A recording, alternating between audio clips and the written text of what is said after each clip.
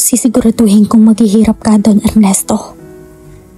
Pagbabayaran mo ang kahiyupang ginawa mo sa mga magulang at kapatid ko. Muling bumalik ang sakit sa dibdib ni Froilan.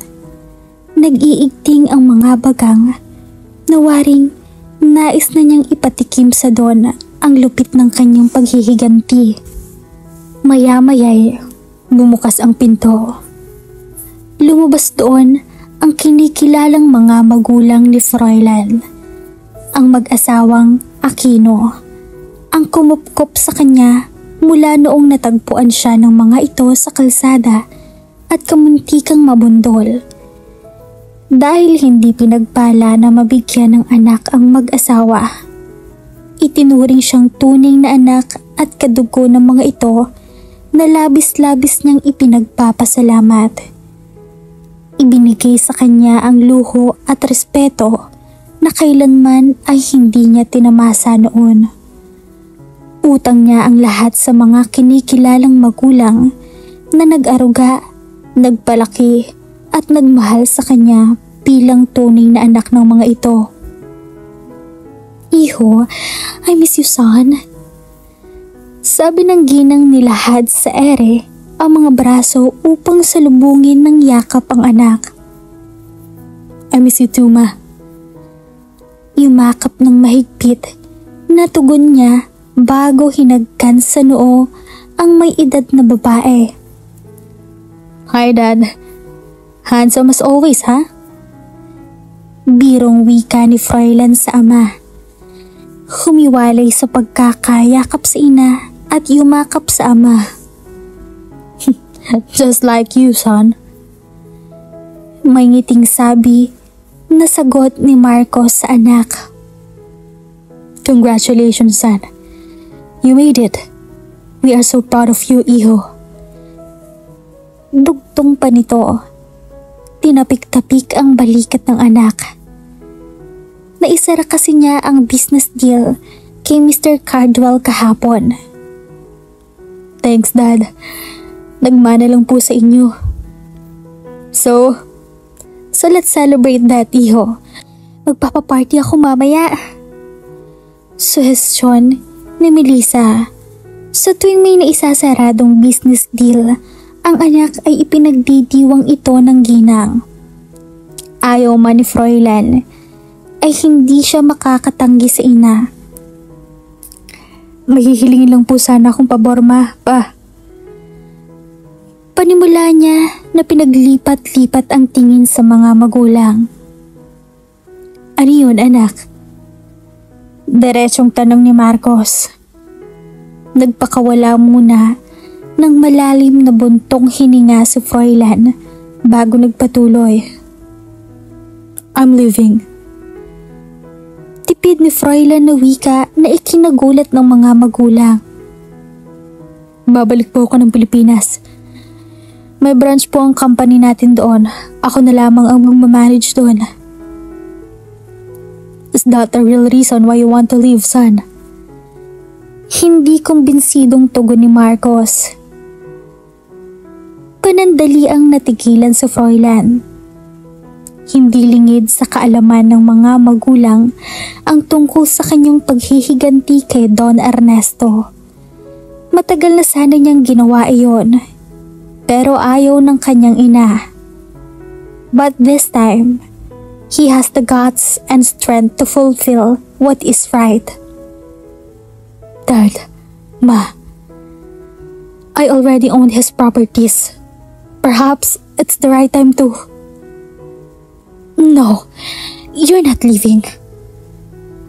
Mariing putol ni Melissa sa sasabihin ng anak. Ma, you're not going back to the Philippines. Hindi ako papayag. May diing pahayag ng ginang.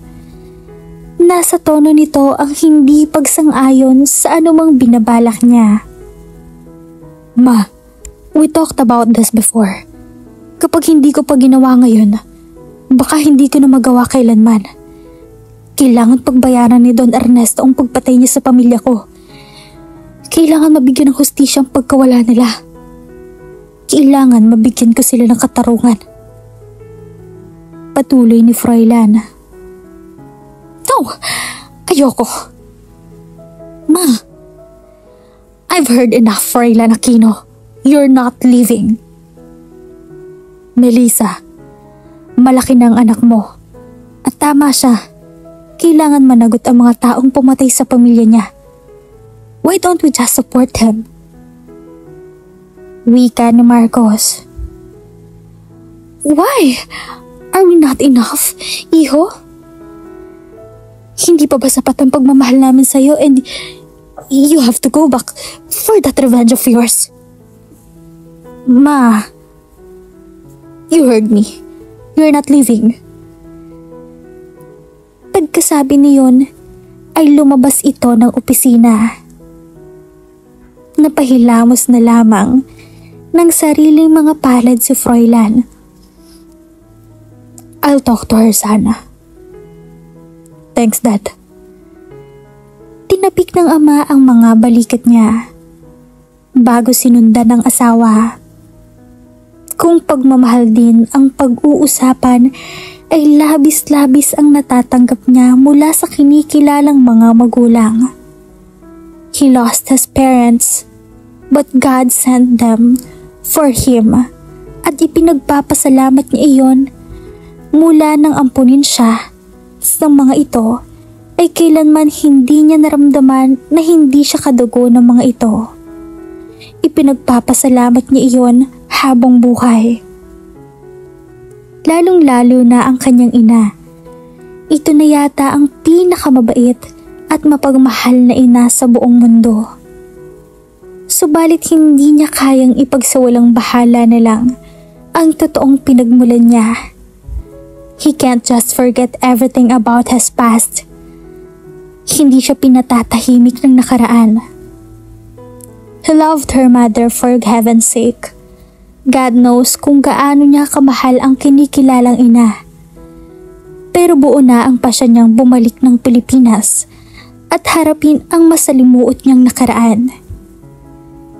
Hindi siya matatahimik hanggat hindi nagbabayad si Don Ernesto sa mga kasalanan nito. At gagawin ni Froilan ang lahat makaganti lamang dito. Anong nangyayari kay Papa? Abot-abot ang kabang tanong ni Reyna. Nasa hasyenda siya nang makatanggap ng tawag mula sa isa sa kanilang mga kasambahay upang ipaalam na isinugod sa pagamutan ang kanyang ama. Nasa ICU pa siya, Iha. Ang mayordoma ang sumagot. Kamusta na po siya? Nanginginig ang boses na tanong na Reyna kay Nana Elena. Nagunahan na rin pumatak ang luha sa kanyang mga mata. Huwag kang mag-alala, anak. Stable na raw ang lagay ng papa mo, sabi ng doktor. Baka mamaya ilipat na rin siya sa silid. Pagpapatahan ng butihing kasambahay. Batid nitong nahihirapan na rin ang dalaga dahil sa sunod-sunod na suliraning dumating sa mag-ama. Ang nakakalungkot pa nito, nag-migrate na ng ibang bansa ang kamag-anak ng Don. Ang nag-iisang kapatid naman ng mama ni Reyna ay nasa Canada kasama ang pamilya nito. Kung kaya't mag-isang kinakaharap ng dalaga ang unos sa kanilang mag-ama. Awang-awa na ito sa dalaga. At tanging maitutulong lang nito ay ang pagsuporta, pagdamay at paggabay dito. Napahagulhol na lamang ng iyak si Reyna. Batid niyang mahina na ang ama, ngunit ang pakaisipin na mawala ito sa kanya ay nagdudulot ng paninikip ng dibdib niya. Masakit pa rin sa kanya ang pagpanaw ng ina, 2 taon mahigit na ang nakaraan. At hindi niya makakayanan kapag mawawala pa ang nag-iisang magulang. Malungkot na pinaglipat-lipat na Reyna ang mga mata sa mga kasambahay na nagtipon-tipon sa malaking living room ng mansyon. Napamahal na siya sa mga ito. Napakahirap para sa kanya na magdesisyon. Nagpakawala muna siya ng malalim na buntong hininga bago nagsalita. Hindi po lingid sa inyong kaalaman na naisanda na ng papa ang hasyenda at ang mansyon na ito sa isang mayamang negosyante. Panimula na Reyna. Alam din niyo pong lahat na nasa hospital pa ang papa at hindi pa nagkakamalay. Malaki po ang gastusin namin sa ospital at muli ay humugot si Reyna ng malalim na hangin sa dibdib bago nagpatuloy. Napamahal na po kayong lahat sa akin, sa amin ni Papa, pero ikinakalungkot ko pong sabihin na hindi ko na rin po kayo kayang pasweldohin pa. Pagtatapat na Reyna sa mga ito, sinikap ang sarili na huwag maiyak pero hindi maitatago ang lumbay sa magandang muka. Nagkatinginan ang mga kasambahay sa isa't isa. Nasa mga mata nito ang kalungkutan.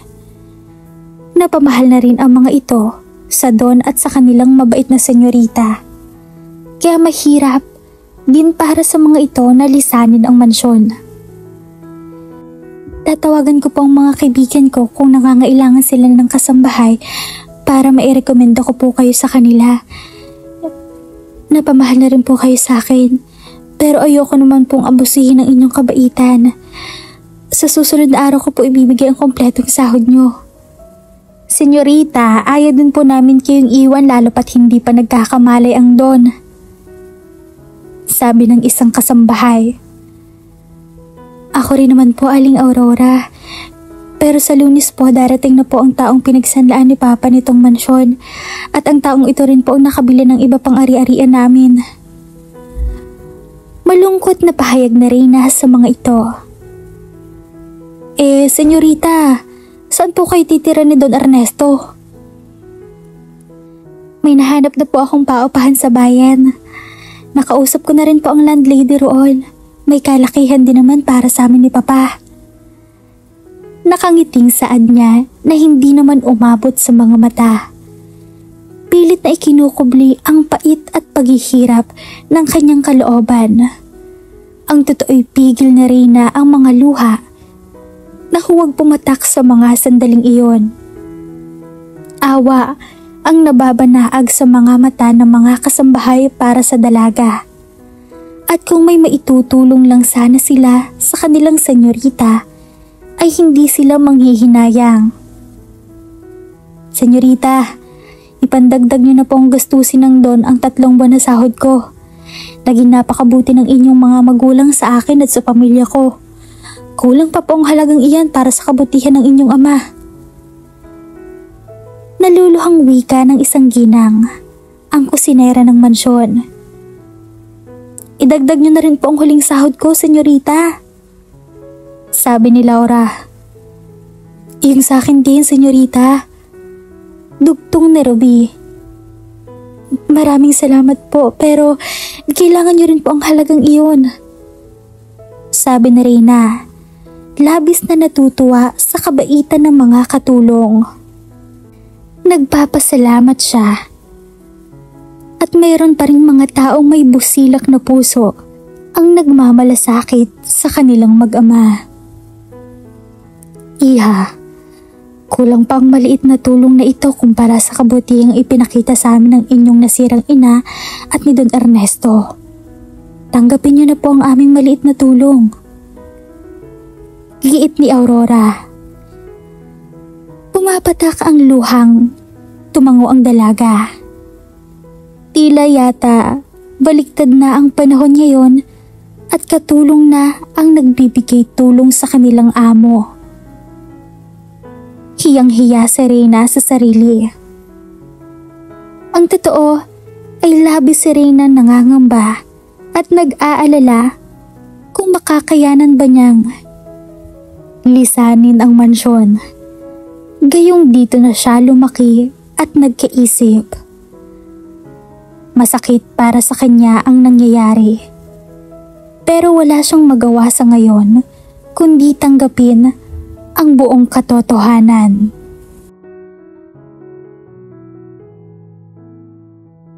At dito dito na po nagtatapos ang ating kwento. Sabay-sabay po nating abangan ang susunod na kabanata. Maraming salamat po. Stay safe and God bless.